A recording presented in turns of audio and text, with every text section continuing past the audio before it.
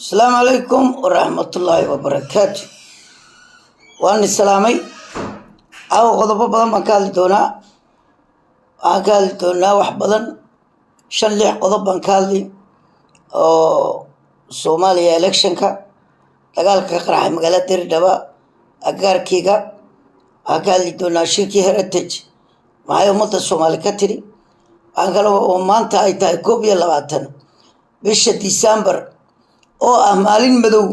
maalintii la dulmay shacabka Jabuuti qaladka weyn lagu sameeyay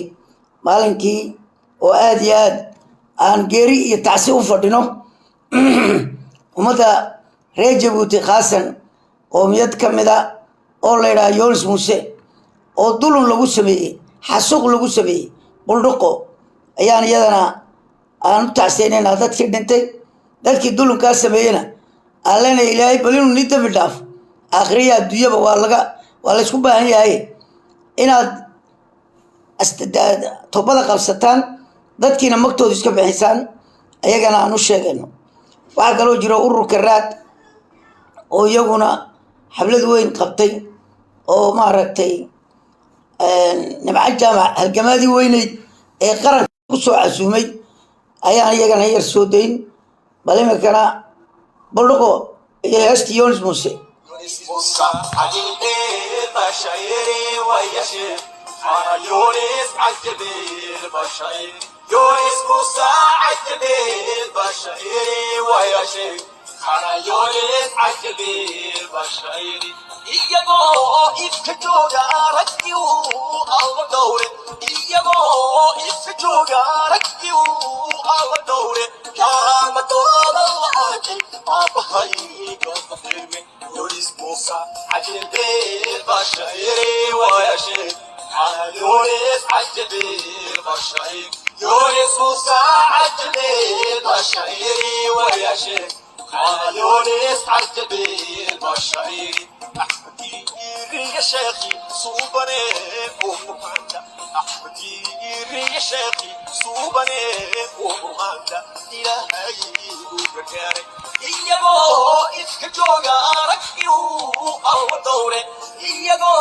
إسكجوجا ركيو أو دورة كام طولك أبهاي يجو إسكجوجا ركي كرامة الله أركي أبهاي كتفيني يونس عجب البشير يونس موسى عجب البشير ويشير على يونس عجب البشير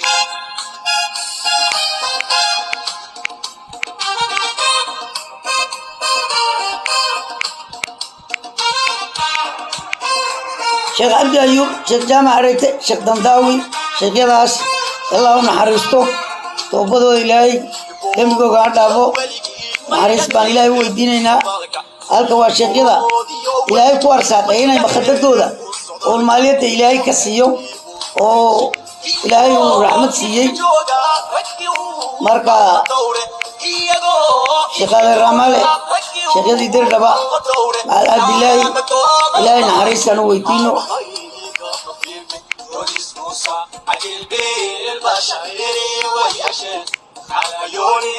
waayahay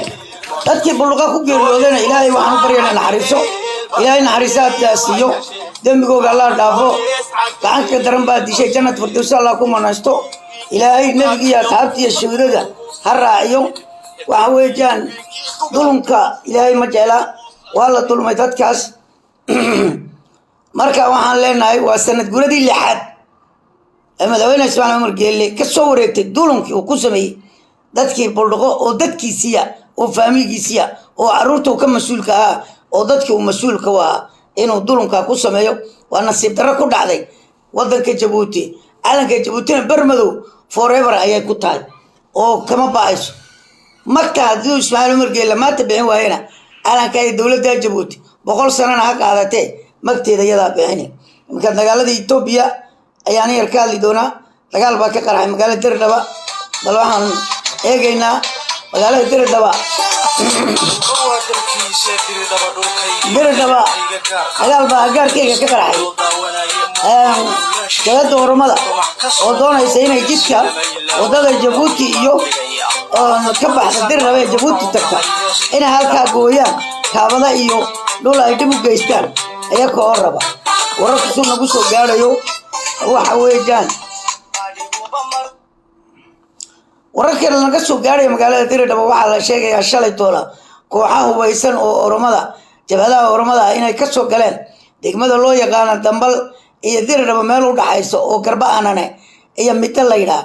waxaana arkay dadkii dadweynihii dhulkaa deganaayo degaanada kolkaa kadib dowladda ayay ka wargeliyeen sida la sheegayo ciidamo ayaa laga diray magaalada diridhaba ciidankaa iyo ciidankii foodays geliyeen sida la sheegay raankii koowaad oromada ayaa gacan sarraysay jabhadda oo waa la fogsay raankii labaad ciidankii la diray jaranaarkii watay iyo kooxdii raadiyooyada communicationka waa la qabtay wax dhintay iyo wax dhaamac iyo khasaaruu weyn yahay sheegayaan dadku dagaalku wuxuu bilaabmay 2 duurnimo oo shalay ahayd maalin isniina galabtii markay tahay 7 ilaa 9kiina rasaasta waa la maqlayay kadib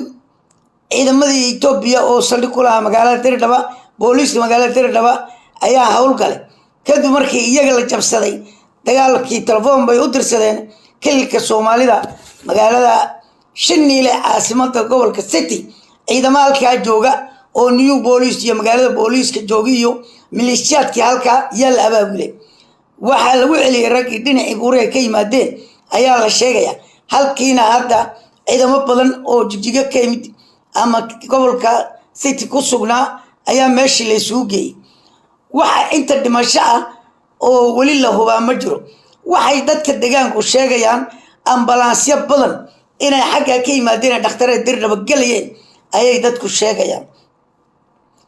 inta wali tirakoob lama hubo waxa dhimasho iyo waxa dhaawac magaalada diridhaba hadda waxay ku sugan tahay nabad sida wararku noo sheegayaan laakiin diridhaba dhexdeeda dagaal kama dhicine diridhaba xagga Jabuuti ka xigta wadada marta oo meel la yiraahdo Yeldeysa magaalada Mukaale dhinaca ka xigta dhinaca dambal ama xagga jigjiga kaga toosan oo garba aanana deegaanka la yiraahdo reeraha Ciise halka degan garba aanane ayay ka soo dhaadheen midda halkaaba dagaalku waa dhul buuraleeya dhirle geedale kolka dhalinyar yar bay ahaayeen aqoon dhulka umale dadkii deegaanka waxay weydiiyeen wadada Jabuuti marays halkay ku taal noo sheega waxaan ku soconaa Jabuuti ay dhaheen dadkii deegaanka deganaana cunto iyo raashin iyo biyo ayay weydiisteen kolkaas sida wararka la sheegayo dadkiina dad hubaysan oo haysto oo cunto iyo biyo nasiiyay waa la siiyo martigelinta ayaa lagu martigeliyay laakiin waxay u socdaan ma garanay marka iminka sida la sheegayo dagaalka waa joogsaday abaabulna waa lagu jiraa waxaana kale oo inama dhalinyaro kolkaan la hadlay diridhaba xalay toolo diridhaba alert baa la geliyay dhalinyartii Soomaalida iyo wixii kale ama shay Oromoba alert noqdo magaalada ilaaliya wax soo gala lagu yiri magaalada kornayaasheedii iyo gabi qabalayaashii ayaa alert galay marka dadka deegaanka ee halka iyo ay shaaha dhagaala tareenka si ay u ilaaliyaan waa inaan hub la siiyo waa inaan list loo sameeyo oo sidii imanka birdheer kabada loolan jiray bariyihii hore dawladii hore ciidan 300 baa qornaa oo kaabadaha ilaalin jiro hubna haystay marka waxa weeyaan maamulka diridhaba noqotay gobolka City noqotay jigjiga noqotay iyo diridhaba iyo dawladda federaalkaba hadii ay rabaan dhulka inuu nabad aado waa inay dadka deegaanka abaabulaan oo hubsiyaan mishaar yar u qoraan oo yiraahdeen dhulka kaabadaha dhulka tareenku maro wadadani ilaa Jabuuti ay galayso ilaaladeeda waa inay iyaku mas'uuliyadda dadka deegaanka ay u dhiibaan intaasaan ku soo jeedinaynaa waa intaas waa fikradayda aan leenahay haddii ay doonayaan nabadgelyada inay kala qayb galaan arrinka waa sidaa waxa kale oo dagaalkii galbeedka Itoobiya ee qoomiyadda Tigreega la sheegaya inay qoomiyadda Tigreega si u dhanayd labadii gobol ay qabsadeen Amxaarada iyo Anfarta ay ka baxeen ay ka laameen ay ku laameen dhulkooda maanta maalin salaasa BBC-da waxay sheegaysaa inay diyaaradihii dowladda lahayn lagu garaacayo dhulka Tigreega warqad buu qoray madaxweynaha tigreeg gabrasiyuun wuxuuna u diray united nationka iyo dowladaha danaynaya inay etoobiya nabad ka dhaliyaan etoobiya waxaa la doonayaa inaa nabad la siiyo nabadana lagu soo dabaalo dagaalkani sanad iyo 2 bilood ayuu marayaa damage badan iyo dhimasho badanna uu geystay stability dowladda Etoobiyana uu baabi'iyay oo ganacsigii iyo noloshii caadigii noloshii cirkaabay martay qaali waxa ma goyn karo $100 ee Mareykan 7,000 oo bir buu marayaa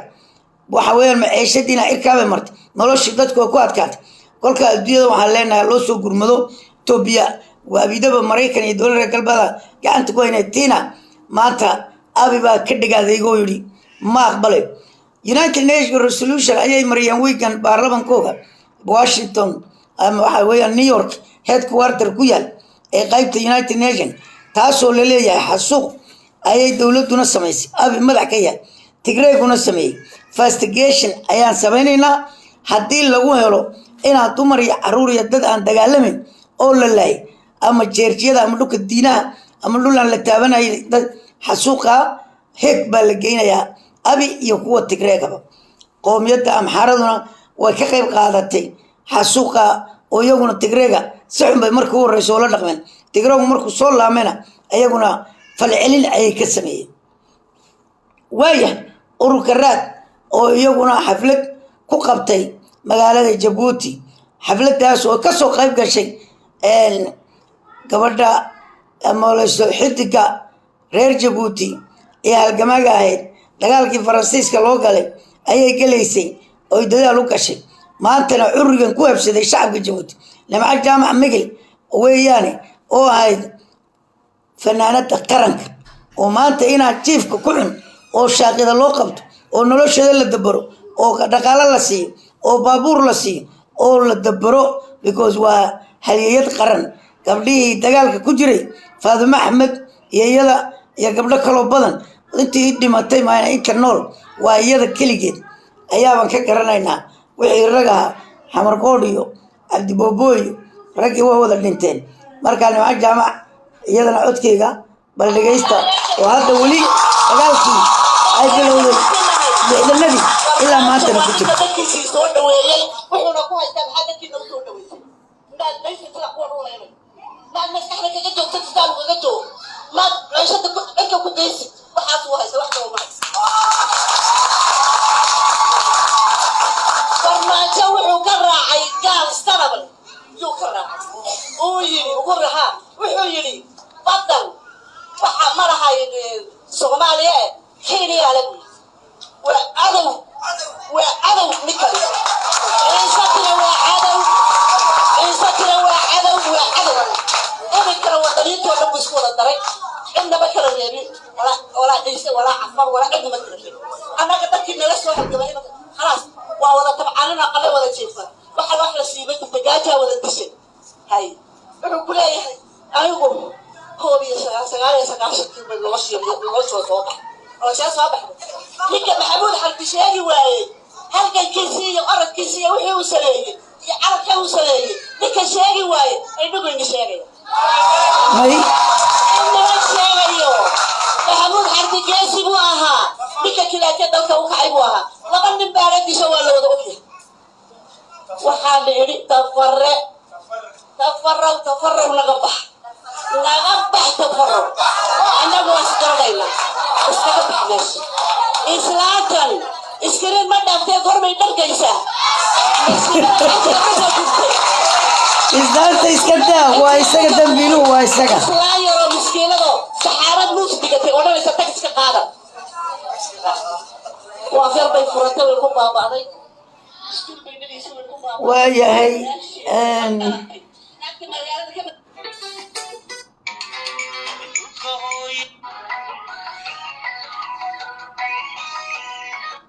السلام عليكم ورحمة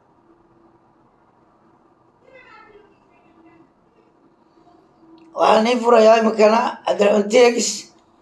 oo ka hadlaya arrimaha uu ku dhawaaqay ama sidoo meesha uga hadlayay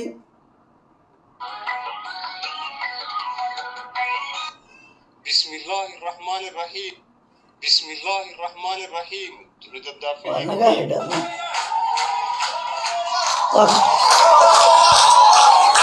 الجانتياكس والسلامينا وهالجماعة واحد قليل حزب مانتا halkaa jooga oo dadkii la hadlaya oo dulunki ka hadlaya oo shacabkii u hadlaya waan hambaleynaynaa madaxaad noo saaran tahay Nelson Mandela 27 sano jeel u soo galay sidoo xorriyad dadkiisa ugu helo marka adigana jeel waad u gashay laakiin dadaalka ka hadhin ee halkaa ka wada waxaan isugu imanay halkan oo nu qabanay xafladan inamadeenii sida xaqdarrada loo xidhay laguna xidhay oo keliya waxa aan rabnaa isbedel waxa qaaliya nolosha waxay dadku la tacaalayaan ay la dhiban yihiin saboolnimo marka inamadeedii baan maanta halkan isugu imanay oo xafladan quruxda badan leh sida waxaan loo soo agaasimay afartii wiil ee baarlamaanka fadhiistay iyo wiilkii wiilula ciyaarayay oo dowladda Jabuuti xidhay ayay hambalyo u dirayaan inamadeena waxa kale oo mahadnaqaynaa dadkeena intii ay xidhnaayeen runtii isgarab taagay heel iyo hooba la garab joogay reeroogii iyo iyakaba ka warhayay hooyada ka qayb gashay gargaarkii aan u fidinay waan islaamaya jamaca rooda iyo inta kale oo dhanba waa salaamantii aad baan islaamaya warhayno caruurtoodii iyo xaasaskoogii qof kastoo ka qayb galayba waxaan leenahay hawl qaran ayaad gudateen هيا رooda soo qabanay hawsha aan Djibouti ka ambaqaarnay inay tahay hawl cusub inay tahay waxaan Djibouti wali horta yarka mee programka ku soo qaban lagana arkin saaxada mucaaradka muddo 40 sanadooda in wilwila la ciyaaro lagana hadlo dhibaatada bulshada kadibna lagu xidho dadkii wilwilaha qaadayay dawladdu waxa ama talisku halka waxa uu sheegay uu tusaale muuqda inuu nugul yahay in waqtigiisii uu dhamaaday haddii wilwilaba uu cabsi geliyay inkastoo dhaqan aan u leenahay dadkeenu in taariikh ahaan cali kala geeye uu kaga guulaystay aala boorre oo ahaa keligii taliye in wilwiluhu yahay nabada sita si nabada u baxaya inay guriga baarlamaanka ay hor fadhiisteen fikirkoogana ay cabirayeen si caafimaad qaba ay u cabirayeen si nabada ay u cabirayeen waxaan halkan idinka soo gudbinayo 12kii qodob shaqaalib rooda daryeertaasi u gudbiyeen inamada iyo hablaha dhammaan waa salaamadii sheergareeya programka dadka wada gaadhay maanta xaaladdu waa waxyaabaha geeskeena ka dhacayaan wada ayaan baahinayaan 12ka qodob waxa kamid ah nolosha cirka isku shareertay nolosha cirka iyo saliidii iyo nolosha waxba la goyn kari waayo waa Djibouti waa xisbiga raad gudoomiyihiisa waxa hadlaya dadka soo galo la socda waayo taliska waxba kama gelin dadkiisu hadday gaajoodaan isagu waxa uu ka jecel yahay inuu joogo maaliyadii waddanka oo dhan isagiyo saaxiibadii faamigiisa haysta dadka gaajoonayo warnaxariis daradan maxay tahay oo warqadda raad iyo koosida ay gudbiyeen mishaarka shaqaalaha dawladda iyo shaqaalaha shirkadaha madaxa bannaan oonan ku filnayn aanan codsanay in mishaarka ama loo kordhiyo shaqaalaha noocyadooda kala duwan ama laga taageero mushkiladaha haysta siiba ciidamadeena qalabka sida haddii ay militariga yihiin halkan waxaan uga muujinaynaa taageeraan uga muujinaynaa haddii ay gendarmeka yihiin waxaan uga muujinaynaa taageero haddii ay booliiska yihiin waxaan u muujinaynaa taageero inay dawo bilaash helaan inay raashinka gurigooga la siiyo inay aqala la siiyo ciidan konton kun baa la siiyaa manalalba konton kun maxay goysay taageero ayaan u muujinaynaa haddii ay ciidamada jamhuuriga yihiin taageero ayaan u muujinaynaa waayo waxaan ognahay inay cid u shaqaynin ay qaranka u shaqeeyaan waxaan ka codsanay dowladda ama taliska in mishaarka shaqaalaha loo biiriyo ay ka mid yihiin ciidamada oo iyakuna la tacaalaya dhibaatooyinka ciidanka shaqaalaha dhammaan ay la tacaalayaan halkan waxaan ka hambaliyaynaynaa ciidamadeenna oo mar kastaba markaan dariiqyada kula kulanno markaan suuqyada kula kulanno markaan masaajidda kula kulanno noo joogsada oo na salaama oo raba iyakuna inay diyaar u yihiin inay qayb ka noqdaan isbeddelka dalkeenna inakuna nabada iyo dadkeenna oo mida qodobka kale taliska loo tabiyey waxaa ka mid a taliska waxa uu ballan qaaday bay ahayd 5,000 oo shaqooyina inuu dhalinyarta uu siiyo shaqa la qori ma jirto dhalinyarteennu waa wada shoomeer weeyaan waa wada bilaa shaqo weeyaan qofka qudhahaatay ee la qoro haddii ay suuro gashana waxaa lagu qorayaa intervention iyo weji dhalinyarteennana waxaan leenahay kasoo qayb gala ma jirto jabuutiyaannimo ma jirto education ma jirto qualification waa qabiil oo intan isaga la cunaysa caruurahooda iyo dee intii faamigiisiiba uu dhaafi leeyahayba waddaninimana sidaa maaha mushtarkii waagii dhaweyde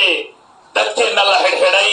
een arrimahan aan ka hadalnay dowladdu waxa ay ku soo kacday inay dukaanada ay xidhxidhaan ay culays saaraan halkan waxaan ka caddaynaynaa mushkiladdu maaha baayac mushtarka mushkiladdu maaha dukaanleyda cashuurta waa in laga daayo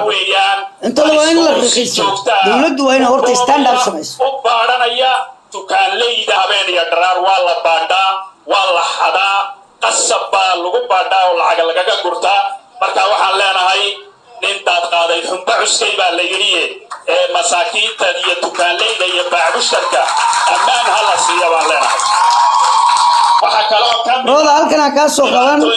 daladada qabato baalka taabanaya waxa kaloo ka mid ah dhalinyarta jaamacadda oo loo ogolay marka iga qabo rooda meesha ay rabaan si tacliintooda ay u sii wataan lacagaha laga qaadina ay dhinaca ka soo qabto kaamirada dad yar waa inay iska foorari waxa kaloo ka mid ah basaslayaasha taksiilayaasha baabuurleyda bajaajlayaasha oo gaaswaalka lagu qaaliyeeyo asiraanska lagu qaaliyeeyo bataadka lagu qaaliyeeyo ayaan ka codsannay in laga naaquso asiraanska in laga naaquso bataadka in laga naaquso gaaswaalka waxaa kaloo aan teginay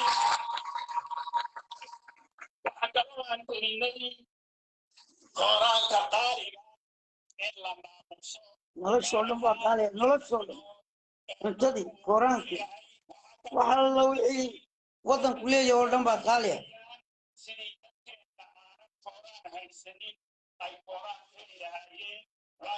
waayo halkaa waan cabdiraxmaan ku joojinayaa cabdiraxmaan iyo xaamud maalin qura ayaa markii buldhaqo ay dhacday 21 December ayaa jeel la geliyey muddo dhowr biloodna jeel bay ku jireen maalintii xaamud jeelka laga soo daayay oo video laga duubay ayaa halkan iyo dhammaantood iyo cabdiraxmaan teegisi ayaan haynaa xaamud waa wasiirkii awqaafta hora ee taariikhda leh ee la wada garanayo halkan maanta oo ay tahay maalin arbaca bisha abriil ay tahay 6 waxaan mahadnaq uga dirayaa ehelkaan ahayn asxaabtaan dadkana waa la laayay December marka waxay ku jireen jeel ilaa 5 bilood jeetaan xabsiga ku jiray baa ducada ilaahay baryayay caafimaad iyo wixii kale halkan ay ku jireen garabgal ah moral dhisida taageeraha waa dalbaadkii buldhaqay ka mid tahay arrintahay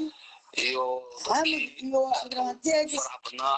iyo sheekh basiir iyo sheekhyada oo dhan waa tii la wada xidhay giire sheekh cabdiraxmaan good sheekh cabdiraxmaan bashiir jeelkii markay ka soo baxeen weejaan laakiin labadan mamood horaa loo soo daayay sheekhyadii sanad baa xidhnaaday bishii December 22 maalin isniineed ilaa iyo markaas 3 bilood iyo 16 cishana xabsiga gabood baan ku jiray aniga walaalkay cabdiraxmaan maxamed geelle taas oo muxuu ahaa dhibaato weyn ahayd ilaa imkana aan garanaynin sababta la ii dilay oo aanan u aaminsanahay inuu ahaa dil qorshaysnaa laakiin dee naftu waqtigu ilaahay saaran bay baxdaa ajasha qofkuna way xadidan tahay ilaahay baa xadiday kamana horeyso kamana dambayso maantu ilaahay subxaana watacaala uu qadaray ama isagu samaawaadka iyo looxa maxfuudka ku xukmiyey inay dhalatay inay baxdaba taasoo gacantiisa ku jirta sababta maxay ahayd la dilay ilaahay kama garanayo sababta la xidhayna ma garanayo laakiin sida maxay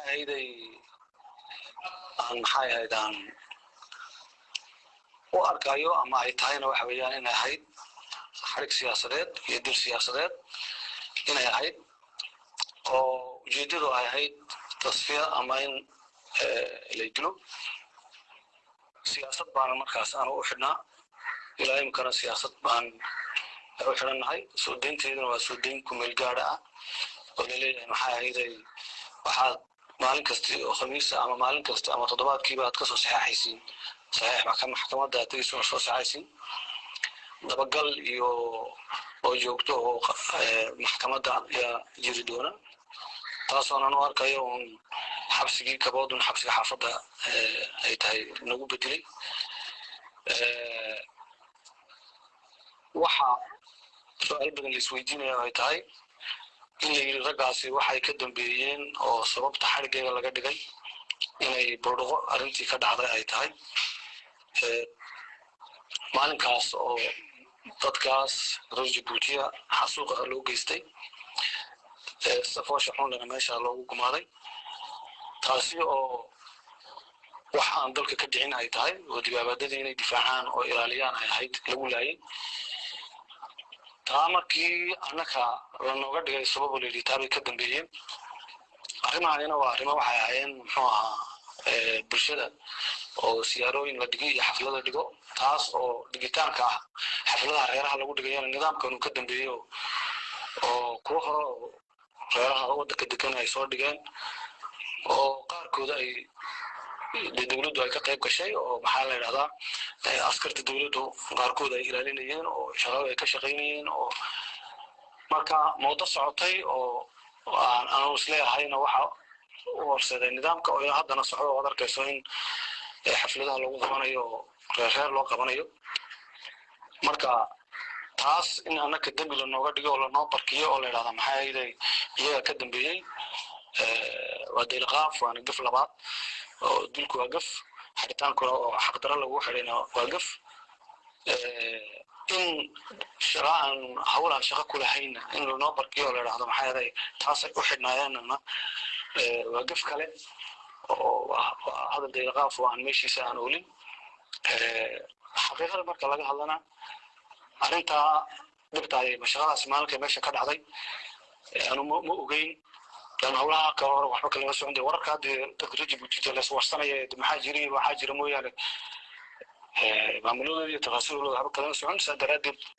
anigoo sagaalkii barkii xafadeeda iska jooga nin dadka la dhibaateeyey kamid ah la soo hadlay oo mashaqada iga warramay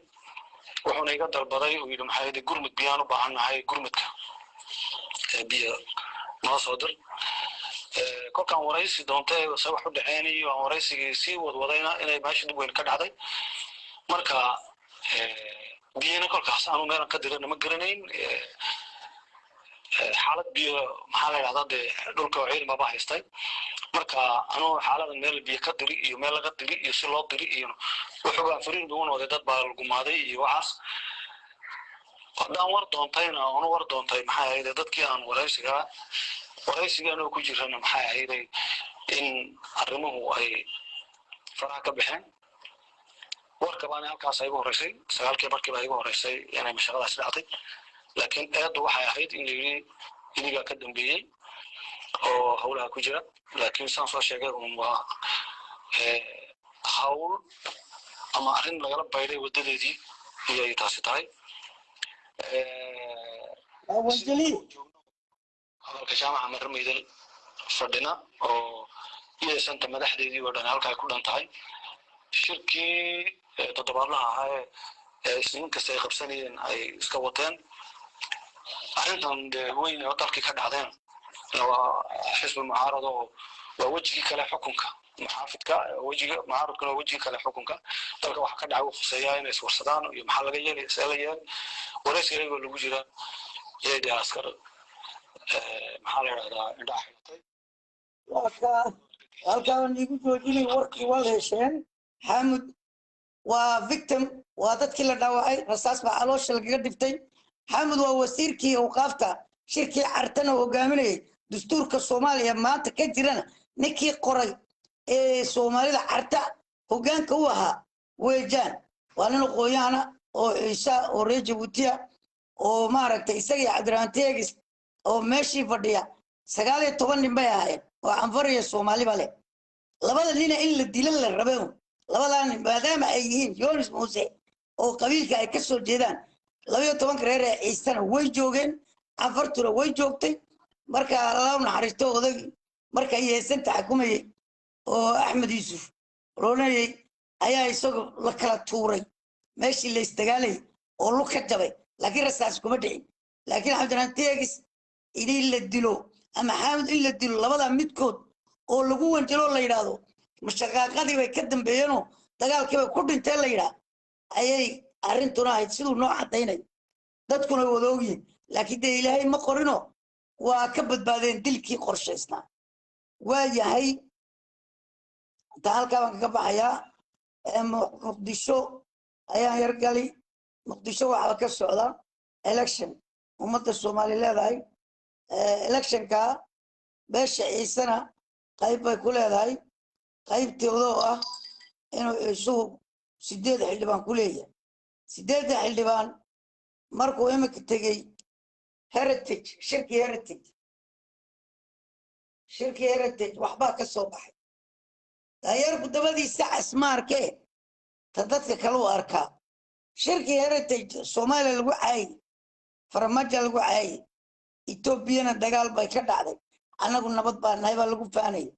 ummadda Soomaali waxay ka tirina waa kan horta dhawaan waxa Djibouti lagu soo gabagabeeyay madasha aragtay wadaaga heritage oo sanad kasta heritage ay ku qabato dalka Djibouti waxa sanadkii tagay markii shanaad madaxweyne isku caleemo saaray Ismaaciil Cumar Geelle oo dalkaas kalitanimo ku xukumaya in ka badan 22 sano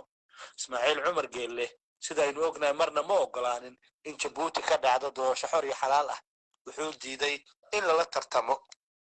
dabcan wuxuu xabsi dhigay 10 siyaasiyiin mucaarad ah wuxuu dalka walaalaha nahay ka dhigay maqaayad u shidan hal nin iyo qoyskiisa kana oodan inta kale ay xaq u leh heritage oo warbixinadeeda uga hadasha siyaasadda Soomaaliya geeska Afrika marna warbixin kama aysan soo saarin Djibouti kama aysan ka hadalin tasnimada Ismaaciil Cumar Geelle si la mid ah sida ay uga hadasho tan madaxweyne Farmaajo iyo dawladda federaalka Soomaaliya kaaga sii darane heritage waxay sheegataa sida ku cad qobseedkeeda inay u taagan tahay wargelinta siyaasad dejinta qaranka iyada oo loo maraya xalal wax ku ool ah oo cusub si loo horumariyo nabad dhisidda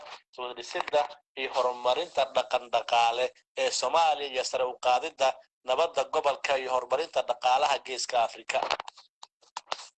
hase yeeshee hay-adan iyo kuwa maamula waxay sanad kasta marti u yihiin madaxweyne kale taliye ah oo aan wax shaqo ah ku lahayn dowladista wanaagsan kana soo horjeeda wax kasta oo heritage u taagan tahay sidaa darteed ficilada heritage ee ka duwan hadaladooda waxaan ku qeexi karnaa laba arrin midkood kow inay been iyo huuhaa tahay waxa ay sheeganayso heritage oo aysan lahayn wax mabda iyo qiyam ah oo ay tahay hay-ad loo dhisay mashruuc dhaqaale looga cuno reer galbeedka oo bixiya malaayiin dollar oo ay hay-adan sanad kastaaba ku baxa labo inay sanad kasta qayb ka mid ah mabaadi'deeda uga iibsato Ismaaciil Cumar Geelle inuu ka daboolo casuumaadda martigelinta hoteelka iyo qarashka uga baxa shir sanadeedkeeda taa beddelkeedana aysan marnaba soo hadal qaadin Ismaaciil Cumar Geelle iyo xukunkiisa kale taliska ah ma jiri karaan wax aan ka ahayn labadaas qodob oo ay heritage maalin kasta farmaajo ugu eedeyso kale talisnimo haddana u hoos fadhiisato kale talis farmaajo ka weyn sababtoo ah farqiga u dhaxeeya farmaajo Ismaaciil Cumar Geelle waa in farmaajo looga cabsi qabo inuu noqdo kale taliye halka Ismaaciil Cumar Geelle uu mar horeba yahay kale taliye marka xiga ee aad aragto warbixin ka soo baxday heritage oo ka hadlaysa dimuqraadiyad ama weeraraysa farmaajo inta qosasho kasii gudub sababtoo ah ma jirto aragti iyo mowqif iyaga u gaar ah balse waa caado qaatayaal mar walbaba qorshahooda gaarka ah wax ku sameeya ama wax ku qiimeeya markaana bal khilaafka shakhsiga ee u dhexeeya farmaajo iyo madaxweynaha jabuuti ayaynu eegaynaa madaxweyne maxamed cabdilaahi farmaajo ayaa dabcan ka duulay magaalada muqdisho sidaynu ognahay isaga oo aaday waddanka turkiga si uu uga qayb galo shirka saddexaad ee u dhexeeya turkiga iyo afrika waxaana uu qaaday tallaabo banaanka usoo saartay oo kala dhexeeya madaxweynaha jabuuti sida ay warar hoose ku heshay warar t v farmaajo ayaa ka baaqsaday inuu raaco diyaaradda Turkish Airlines oo duulimaad toos ah dabcan ku tagta Istanbul kadib markii uu ka war helay in diyaaradda 45 daqiiqo ku hakanayso garoonka diyaaradaha Djibouti waxay talaabadan banaanka u soo saaraysaa in madaxweynaha Soomaaliya uu dhamaaday dabcan madaxweynaha Soomaaliya uu khilaaf shakhsi ah uu kala dhaxeeyo madaxweynaha Djibouti kaasi oo ka baxsan dabcan arrimo waaweyn oo muhiim ah farmaajo ayaa muqdisho ka raacay diyaaradda Ethiopian Airlines oo sii maraysa Addis Ababa halkaas oo dabcan ku hakanaysay markii hore Ethiopia ayaa ah saaxiibka koowaad ee Soomaaliya tan iyo markii uu hoggaanka dalkaas way halka ba ku joojinaya tan waxa weeyaan waa la wada ogyahay farmaajo walaal buu ka dhiganayay laakiin Ismaaciil walaalnimadii uu ka waayay marka waa ka leexday meel kale uu ka doonsaday marka imika waxaan in tusi ما ركتي نلح الجبانة وهوية سوق حيستي يكون وانا عيسى مركا هوية يونر دون يعني وترتك جورو كلينا يعني توجينا وال كليه معي مرورنا وال كليه إم كانوا كتير مركا إنك الكعسة لينا الكعسة وهوية جان وحلبان هذا كترسن بارلمانكا حلبان كترسن بارلمانكا سوماليا نيكا عيسى وقبيلك ولدونك حلكا وحو فديا كرسي ولدونك الكعسي halka ka soo kaxaysanayso xawaale maxaa ku diiday inaad dadka ciisa aad lacagta siisid oo tiraahid footeeya tarata kana ogolaad wiilka kula taratamaya hadduu kaa badiyana ogolow marka imika waxaa la noo sheegay heritage shirka markii la tegey oo ra'iisul wasaaraha Soomaaliya tegey in dawladda Djibouti rag ka socda ay soo miinayeen ra'iisul wasaare Roble waxaa leenahay arrimaha faraha kala bax arrintani qowmiyadaha kale siday dadkooga u dooranayaan ayay u dooranayaan beesha ciise marka waa inaad u dayso dadka ciisaha xaquuqdooda inaad u dayso inay iyagu ay qofkay darabaan ay halkaa dhigtaan marka kadaa baan leenahay inaad interference ku samayso kadaa sawirkiisi waan hayay halkan ima soo baxayo marka waan hayay markalaan tusi doonaa sawirkii imika ima soo baxayo sawirka ilkaasi marka waa 8 xildhibaan waxa weeyaan xabad furlaba xabad waladoona iyo xabad horoona ah marka iyo waxa weeyaan laba mamaasana iyo 3 wiil Muuse waa 8 waa sida marka waxaan leenahay war doorasho u fangala si nadiif ah u gala wixii soo baxana ugu ambaliyaya laakiin tani qabiil kala doorashada loogu leeyahay lacag qaado oo noogu footee alaga waantoobo dhaqankeeni maaha dadnimadeennina maaha inaad arrinka aad ka waantoodin ayaan rabnaa ood ka baxdaan marka intaabaan elekshiga soomaaliyana kaga soo darayaa si adagna aan ugu leeyahay dowladda Soomaaliya madaxweyne Farmaajo ra'iisul wasaare Roble inay shaqaaqadan faraha kala baxaan rag barba kuwa isaqa wata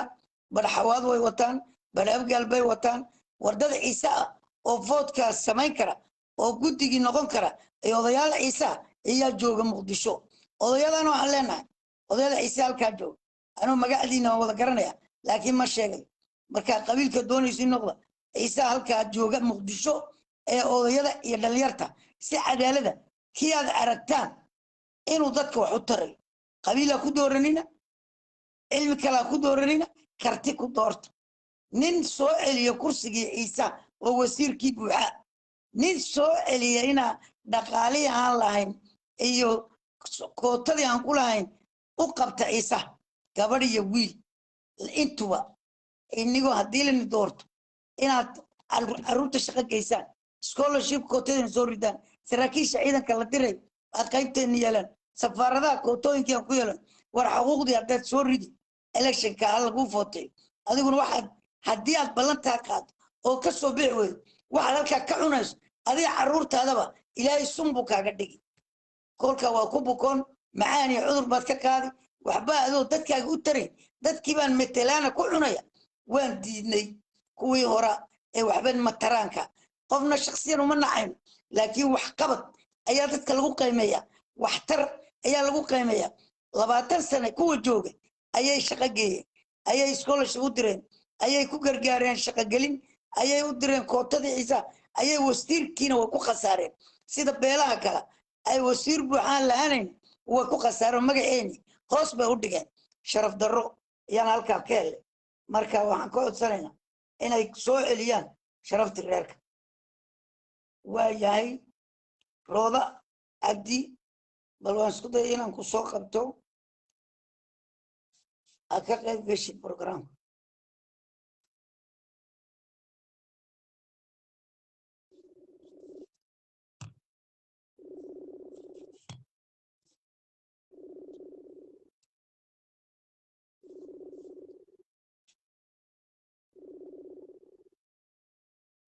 qabo dee rooda qabo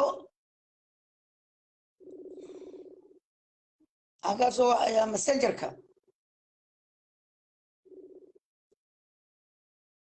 aa ka baxday ma ku jirtin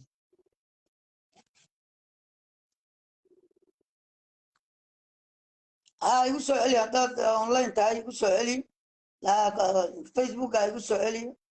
aan kaa soo wacayo yes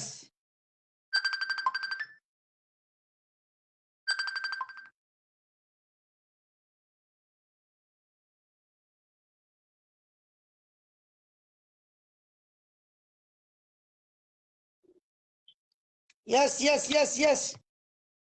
السلام عليكم شيخ عمر وأبو سلامي أديك إيه أنت كويس بوح ربا هذه عليكم السلام ورحمة الله وبركاته روضة عبدي وانكو سلامين هذير عرورتي ريركي نبض متين مكون في عين الحمد على كل حال مخلص كيف نوتشوز وانت تجينا كوبي هاي لما مادان يا روما يا مانتا ما حوايا مالين ست مدن وقبل لبعتكي بشي ديسمبر ayaantii la xasuuqay buldhuqo waa maalin madow ha waa ayaan taariikh madow ku jirta waa ayaan dadka muslimka ee ciisaha la xasuuqay waa ayaan ninka ciise laaye uu la xasuuqay uu yiri dadkaas waa bishto ma fahmaysaa bashtuum waliba aflagaado ugu daray intuu laayay aflagaado waliba ugu daray isagoo maxay bombada la dhacay وإلهي لأنكد ما دلايو أو عيسى هسنا وقماضايو أيو ولي بقى بسوق أفلقات ما قلت له دكاس وابوشتا ويسا وادنا حقا حباها كتشري مركا وحوايات عفرنا والله حسايا عفر أو إي مريسي أو إي قوقيسي أو محايا هيدي دبكا يجي براكعيسي أو إلى الآن سبحا ساكي كل هلايو dagaalo xog la igu soo qaadaysa wadankayga hooyo ayaa la xusaya leeyahay afar baa la dhameeyay afar ba dibikada afar la jiray sheega agi afar lagu laayay oo go'do la laayay oo sel la laayay markhaatimaa loo hayaa ya marka waxa weeyaan dadka dhiikinaya afarta waxa la waxay hay'ad afar gasho guddo la garanayo maxay ahayd u dhiikina waxa la sheemayo ay surtu ciisaha fahmaysaa صح marka waxaan leeyahay anagu haddaan ciisanahay waan dhibanahay waadiga arkaya nimco jaamac oo halgamaa weyna oo u soo halgamtay dalka Jabuuti oo heesaheegii inaad siday ahayd maanta heeskii ay lahayd maxay ahaydey buldhuqay ku heesay inaad siday ahayd wallahi صح waayo waa ayaanteedii weeyaan bishii sanadkii 15 ayaa maxay ahayd bishii 12 6 sano ka soo wareeg 6 sano yaa ka soo wareegay waliba dhaawacii dadkii dhaawacayna ay Jabuuti jiifaan oo biyo madow la waraabin intii dhimatayna qaraabadoodii agoomihii uuna biyo madow waraabin oo ilaa maanta garowsan leeyahay inuu dulunkaas sameeyay madaxweyne Ismaaciil Cumar Geelle ee aakhiro halkuu ka galay dulun la dadku mas'uulka ka ayuu dhameeyay marka maxaad odhanaysaa arrintan kala canfar baa halkan ku daasi canfar baa shirar ku qabsanaysaa arxime iyo waraabaley balabalaada la nagu haye la nagaga cabsiinayo وأنا كل أنكو قارمين عفر حسوقني أنكو قارمين عفر حركي الله حسوق ما بتجي تبع عفر لحسوق ما بتجي ربع حسوق عفر ما بتجي ربع ما بتجي الدولار عفر يا مكة إلى الآن والستة وحكي لإما غير محمد عيسى وقبته ستة وبالبلد نحن غيناي إلى أقود بيشبدين أيه كل حقوق قوية بالبلد نحن ما هو ملينا روضي inuu isagu isticmaalayo doonayo jambal inuu noo tuuray inaga ilaa anu nabarto naiif baan nahay oo nin canfara halkan ku dilay ciise olka leela ciise oo dhan baa baabura si uu ciise u dhow xurdo ugu qabto ilaa inaga uuna dili yaqaanaay canfarta ka baqayaay inaku waxa leeyahay neefka gowrac ku qus qaatee waxa la yidhaha weysha gowrac dibigu waa ku qustee والله يا قاعد يلا بعدين مركا إنك إنك قالك إيشا إنك نقول حكم جاتو نك عفر لقط الناقفتي نك عفر هم كسيناية إلى الآن ساعة كلها الله ضربة عيسى فوكي عفرت السيارة اللي تكاد دفاع عن هذا اليهودا يا أي أنك نقول صوت هذه ميان أي لا ما تدل عيسى وما ضايان أي بربحين أيام بلابية كوي هذا ولقبتين كتوتيين أي بركة حمشي أي كرم كنا كمان يسو يعني كمان حدش شالي وما حنا كمان أي ولا يدرس مالي ربما أما كل عيسى هذا أنا كيزلين أنا كيزلين دولة جيبوتي على كيسوبي أيام لقول دحوتها من عيسى أنا كتير كمان هالكرفتو أركب اللي أركب هذا روضة أنا وحاني على الماهنة هو كيف يبغى سوق لي دوناني وحكيله يستجي وطلع لكن وحضاني ونقناي أنا وين بدل ما دعنا قلنا لأن توقي ما دعنا قلنا دجال كوبلابو مركي دتكي عن كردنا أقل كباليج هورتيز ما دكتلا وكل دتكي مركا ما أنت يسوع ودجال مايو لكن ما هم ليس دجال كي كربايسي عديته هو كل شيء أم عارضة أي عنفرته إلى جوت الغلا صوصه إسماعيل ولديسو وصود ويسنا يا عنفرته ولا لا يقوليه لكن عدو نيكي مس وسط كشرة محلو رجل أبيسا نيكي كشرة سريع القليدة أبيسا نيكي جاب كشي سجى وايا إسماعيل مركا أنتو عيسى كعرلا ولا لي كعرلا أبيسا منو كشي أنك عيسى الله أبيسا سريع واحد بكل قتال أنك عيسى الله ولا هدان قرن تشوفه ولا قلبت قلت هدان تشوفه مال كاستو ونقول دبر قوي مال كاستو عيسى دقيقة هيدا ودبر قوي ما يسان markaan waxaan leeyahay waxaan kugu soo gunaanadaya ma xubkiiba ii joogay waxaan kugu soo gunaanadaya walaalkay macaan waxaan mahad celinaya waxaan kugu soo gunaanadaya war ciiso afar way israacday عند قاو israacday war ciyaas raacna waan maalinta mujuhaadaadkii naga hadligmay ilaahay u naxariisto dadka yagi naga tagay Allah u naxariisto afar la halaagayna ma jirtay annakayna halaageen war ma isku tashanaa war ma tashanaa askar ciise leeyahay ma samaysanaa عيسو على عيسى ليه ما سمعت انك مدح بسش على مكانه الى نمر رانه وكان مش كسوت ولا دول الصوماليات والنبض الصوماليات والنبض عند قامتي نو قيمه maxay ahayd raashin ama kiina nadu marna qadinay marka waqti kasta ana kan ogaatay masaakiinimo dayay du qaatay arinta kale maxaad ka odhanay arinta kale waa bas salaada galo waa ka bixi arinta kale la leeyahay ajar intuu shir la galay afartii amxaaradii ayuu wixii ogaadeen ama ciidamadii new police ka xidhnaa soo deystay dadkii ciise xidhnaa lama sii dayn wixii xaggeena xidheena waa loo wada sii daayay arrinkana maxaad ka maqashay arrinka wabadeenta kusoo gabagabeynka madaxa basashaale waa arrinta horta nabi sallallahu alayhi wasallam oo dhan marka isku waayo meelaha dadka ugu sareysan maaha dawladda yadi uu la tagay uu ka soo yiri ninkii madaxa ninkii ciise laa uu tagay uu ka ciise laa uu ka soo yeeshiir ka yiri ciisaha soo sideeyay shantii nin ciise la qabtay yaa la soo sideeyay فاهميسا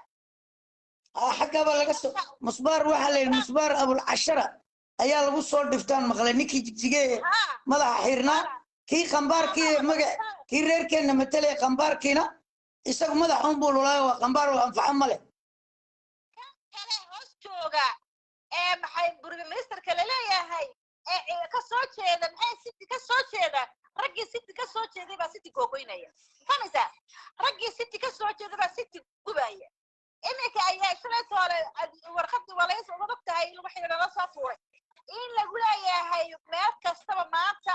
afartii adaqawantii hubkii maxay ahayd juntaha loo siiyey ayay ku soo jeediyeen maxay ahayd dadkii ciise waliba ku darso waxay soo xirlayaan bal waxay dadkii baadiya eegada systemka madax kale u dagaalamayaan bal leeyahay marka waxa ka dambeeyay action waxa ka sii dambeeyay ciise laay eegada ciise laay systemku u soo dagay wuxuu u soo dagay city soo dhantahay hal fiiqo idayna ku harin deegaanka garaacaan hana laay saraga no laayaan بس ايدياغن اسمعنا عمر قال عيسى سلل يا عيسى ستي هلا دم يولياي اي جبوتون هلا ولا يمادو جبوتي ما قادايسا عيسى معوسو وجدديس maxay tahay ma garanaysa وجدديس waxa weeyaan dad waxaan kala hayaa way asii jooga meesha markaan anigu ninkii hooyadan ka wasay aan ku bedelo fahmaysa ninkii hooyadii ka wasay aan ku bedelo meesha waayo dadkani waa maxay sida sheekadii maxay sida brother Allah naxariiste markii la wareystay uu yiri anu hadaan ka tago maxay ahayd Soomaaliya waa dad magaalada ku jiro jeelo marka ka tago jeelkaas waa islayn doona waa sidii waa tabtii anu waxaan aaminsanahay roday ismaal umar geela aqli xun oo doqonnimo ku jiro wuxuu leeyahay ciise city salal markaad kumaado ay maati yimaadiin iyagoo ooyo gaajoonaya ha ku hoos joogaan bas inay awood ku yeelan dhulka kala aqligaaska ku jira laakiin haday awood yeeshaan garab bay u noqonaa walaal bay u noqonaa cadowga ka yeelinayaan aqli doqonnimo oo dameera oo xagga dameertu aan leeyahay marka dhuusas kolba lug bay dhuusada ka raacda kolka aqliga dhuusada ayaa ku jira doqonnimo nin buura badu bayslaade waa wallahi qofka hadduu buuran yahay ma farmaajo kula jira oo inayaba ka yaro tani karaayo arrintiyaasada farmaajo dugsiga waa ka dhacay oo diyaaradii uga tago diyaaradda calaamad guud bay soo maraysaa dadka guudaayo Ethiopia soo maray ya ummadii oo dhan ayaa ogaatay system ku shaqeynayo inuu kaligi maxay ahayd dictator ibn urone inuu yahay la soo gaas marka xageelo daaq mantiga marka daaq lagu yaaba waayo waa salaamada rooda aad ku tohiriyo waan ku faraxsanahay inaan wada hadalo caruurta reerkan Allah ku nabad yeelo halgamada tahay halka ka wad aadna waan ku salaamay madaxad noo saaranta soo duceeso jazakallahu khair thank you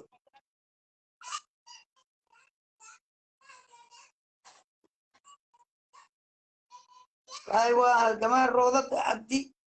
oo ku nool wadanka Faransiiska oo gabadh Jibutiyaanada oo halgamaa aad danaha reerka xoog uga hadasha waana ku faahfaahsan tahay waana ku faraxsanahay inay igala soo qayb gasho guul iyo sharaf jazakallahu khair dhammaantiin ummadda waan salaamayaa dhammaantiin waxaan rajaynayaa wanaag iyo guul heestana waan igaga baxayaa وجعل غيبك الشريف قلت الله نبض يا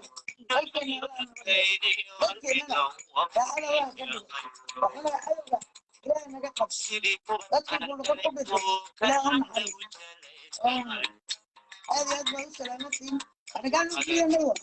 راني أقول قال لي عليه أنت ميك علي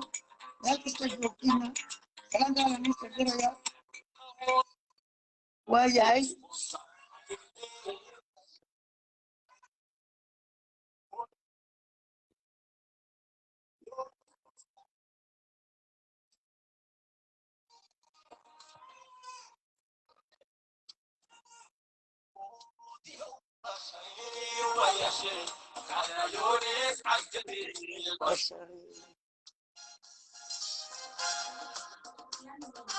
هذا المبلغ أول الله يرحمه هلكم يا محمود عربي إن الله أنت نقدم مكان جبوتي هل كان كقول متي إلى أين حريصة الناس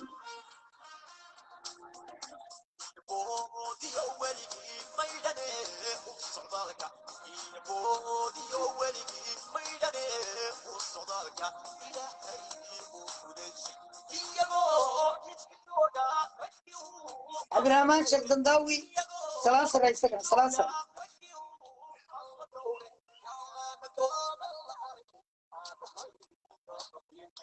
وهي تكبيرك الله نحرسته ومدى للايي غيرك يولد موسيقى بشتوم كان وعلينا يسكتوا بنادا مدنبدي نادكية دولون كان يقصوا مرينا مركو قفك الظلمو رغنمو يشا كرتبو يشا هذا قوسك جا مدنمو يشا تفرار رقية انت وسط ليفليفكا وعيش معلومة قال نستينا حق بأولادي لكن مدنبدي نادكية ومتى عيسو لنا مالك استيجوبتو انا اسكتوا بناتين oo midnimo yeelatay wuxuu ismaaciil umar geelay inay ugu tumanayo waa kala qaybinta oo faryaro nin kala qaybi kana reebel lixda reer ayse eleey hawl qaade holle horone urweyne wardiiq lixda reer ayse waa faami qura ka tabeerate maxaa la nin kala qaybin maxaa isku cadhoonay maxaa isku xumaynay maxaa isku eryanay waa wuxuu ismaaciil ni abuuray war ka fogaada dulliga fooqa dulliga adbaan ni salaamaya سلام على الناس الضرية قلب وناكسن هبين وناكسن مالك استوى جوبتين وقت وناكسن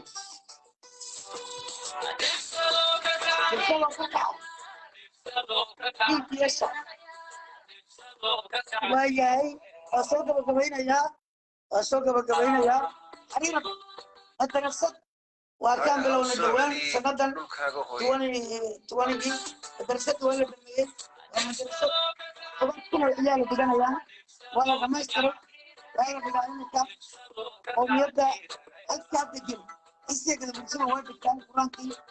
مركا واحد قالوا ويبقى فرانكي كبدا حتى بل ورد هنا الله بسر مدارا حررنا عليها العلاج واحد استقالوا استقالوا مقالدنا هروا مرسلة استوريو حريرنا وانا كنت ناشان أنا أقول بإحنا قرش كيك الحتى مركا غمستر ونصوت بقوية ودونيا gobolka salal isagana waan hambaleynayaa elbiyoodkii cabdiqaadir ayaantii way ka qodeen dhagax dhigii kale dhulka kala dhigeen suulka cumar qaadi oo dari ku xidhan weynaynayaan mashruucana maayarka saylac iyo golaha saylac waan ku hambaleynayaa dadaalka inay laban laabaan maasha allah baan leenahay horumarka halka ka wada waa guul iyo sharaf dhinac kasta hadhigaan nus way ka hadashaa ummadda dhulka aan degannahay waan wada khuseeyaa jabuuti soomaaliya etoobiya muqdisho meel aanan ka hadlin ma jirto markaa reer xareed waxaan leeyahay garbays qabsada cabdiqaadir saasle saylac jiri ceelgaal geerisa garbadadar lugaya waxaad samaynaysiin isaga ursuga halkaas la wada degan war baashi qabyaalada lina tuuray waxba nima tarayso laakiin horumarkiina yaa muhiim isku duubnaada waan salaamay assalaamu calaykum